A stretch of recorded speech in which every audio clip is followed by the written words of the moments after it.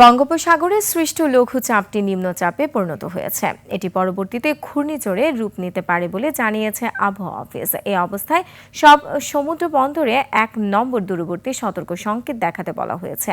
শনিবার সকালে এক বিজ্ঞপ্তিতে এ তথ্য জানায় আবহাওয়া অধিদপ্তর। আবহাওয়া অফিস জানিয়েছে, দক্ষিণ পূর্ব বঙ্গোপসাগর ও সংলগ্ন এলাকায় অবস্থানরত লঘুচাপটি ঘনীভূত হয়ে প্রথমে সুস্পষ্ট লঘুচাপ এবং পরবর্তীতে একই এলাকায় নিম্নচাপে পরিণত হয়েছে।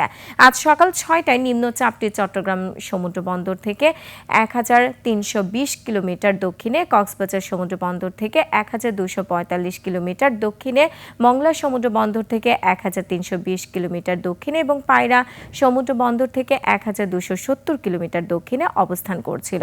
এটি আরও পশ্চিম উত্তর পশ্চিম দিকে অগ্রসর হয়ে ঘনীভূত হতে পারে এবং ঘূর্ণিঝড়ে পরিণত হওয়ার আশঙ্কা রয়েছে।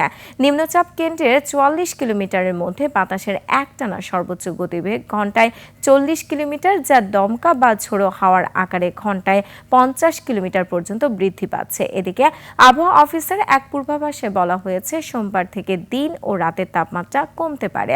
মঙ্গলবার সন্ধ্যার পর থেকে দিনের তাপমাত্রা কমতে পারে ১ থেকে ২ ডিগ্রি সেলসিয়াস, কমতে পারে রাতের তাপমাত্রাও। পূর্বাভাসে আরও বলা হয়েছে, আগামী ৫ দিনে দেশের বিভিন্ন অঞ্চলে বৃষ্টি বা বজ্রবৃষ্টির প্রবণতা বাড়তে পারে।